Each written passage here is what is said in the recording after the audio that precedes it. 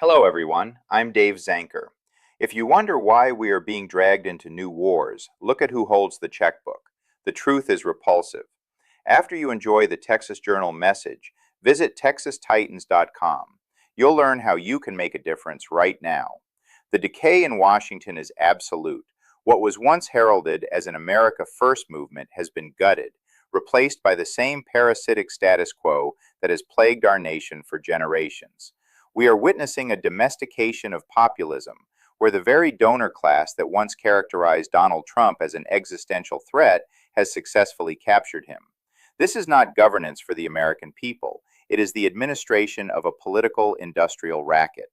As Marine Corps Major General Smedley Butler famously observed in War is a Racket, war is the oldest, most profitable, and most vicious business in existence.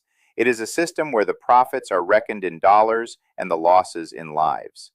Butler noted that during the World War, a tiny inside group, munitions makers, bankers, and speculators, garnered massive fortunes while the public shouldered the bill of debt, depression, and blood.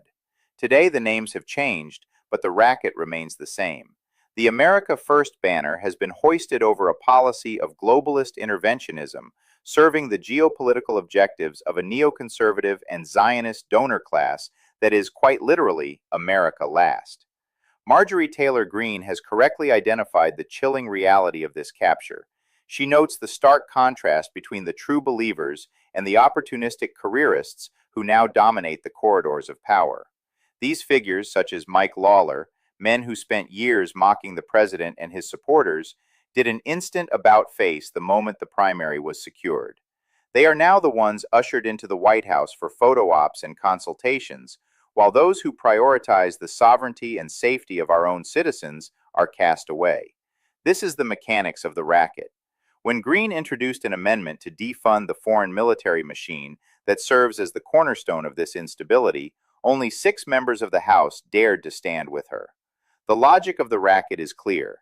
The interests of foreign power structures must be protected at all costs, even if it maneuvers the president into unprovoked military aggression against nations like Iran.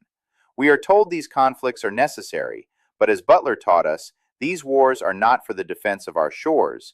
They are for the defense of private investments and the fueling of munitions profits.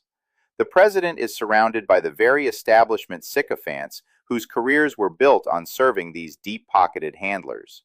These individuals do not care for the prosperity of the American family. They operate under the guise of patriotism, using that term to mask the fact that they have sold out our national interest. Just as in Butler's day, when the government was maneuvered into foreign entanglements to satisfy bankers and exporters, we see the pattern repeating. The machinery of state is being used to protect international interests while the American worker pays the price, not just in the taxes required to sustain these endless wars, but in the social rot that follows. President Trump loves to tell everyone he's serving without a government salary. He doesn't need a government salary. AIPAC gave him over $250 million. That's why he does their bidding, not ours. This is the ultimate betrayal. When the most ardent anti-Trump establishment figures are welcomed into the inner circle, the implication is unavoidable. The movement has been bought and paid for. We must recognize this for what it is, a racket operated for the benefit of the very few at the expense of the many. If we want to restore the nation, we must remove the profit from war by the restitution of the Constitution. If Congress does not declare war within 6 weeks, the troops come home immediately. What we're doing now will only exhaust and humiliate the United States and her people. President Trump needs to understand he works for us, not Israel. Thanks for tuning in. Without your vigilance, those in power will never prioritize you. Let us show you how best to remain vigilant. Visit texastitans.com. I say again, texastitans.com. This is Dave Zanker signing off.